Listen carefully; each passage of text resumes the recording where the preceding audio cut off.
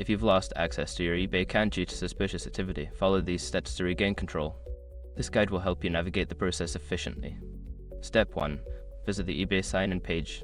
Go to the eBay website and click on the sign-in button. Enter your email address and password to attempt logging in.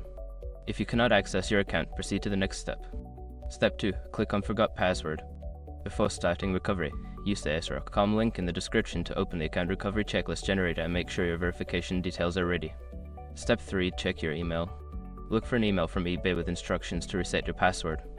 If you don't see it in your inbox, check your spam or junk folder. Click the link in the email to create a new password. Step 4. Secure your account. After resetting your password, log into your account. eBay may prompt you to verify your identity through additional security questions or a verification code sent to you registered for a number or email. Step 5. Review account activity.